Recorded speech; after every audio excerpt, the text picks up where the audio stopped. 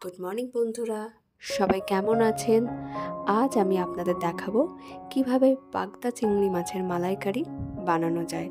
তো প্রথমে মাছগুলোকে ভালো করে ধুয়ে তারপর লবণ, হলুদ, গুঁড়ো লঙ্কা, একটু লেবুর রস চিপে আর একটু সামান্য সাদা তেল দিয়ে ভালো করে মাখিয়ে মাছটাকে আধ ঘন্টা রেখে দিতে হবে।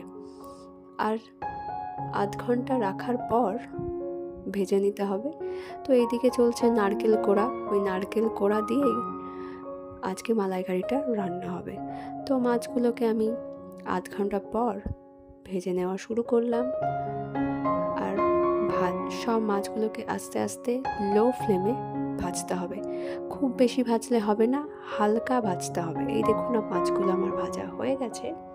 তো বন্ধুরা, এবার কড়াইয়ে তেল দিয়ে সমস্ত গরম মশলাগুলো আমি দিয়ে দিলাম।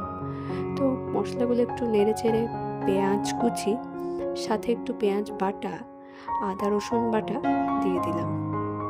দিয়ে মশলাগুলো কষানোর পর একটু নুন আর সমস্ত রকমের মশলা, হলুদ, গুঁড়ো লঙ্কা, জিরে, মরিচের গুঁড়ো আমি দিয়ে দিলাম।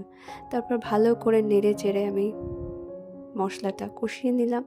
তারপর মশলা থেকে তেল বের হলেই আমি বুঝবো মশলাটা হয়ে গেছে। তো তারপর চিংড়ি মাছগুলো আমি দিয়ে দিলাম। বন্ধুরা, এই দেখুন কতগুলো, আজকে অনেকগুলো মাছের মালাইকারি একসাথে হবে। তো ভালো করে নাড়িয়ে আমি যে নারকেলের দুধটা বের করেছিলাম সেটা দিয়ে দিলাম। তারপর ভালো করে নেড়ে চেড়ে কিছুক্ষণ আমি ঢাকনা বন্ধ করে রেখে দেব। তারপর একটু তেঁতুল জল আর চিনি দিয়ে দেব।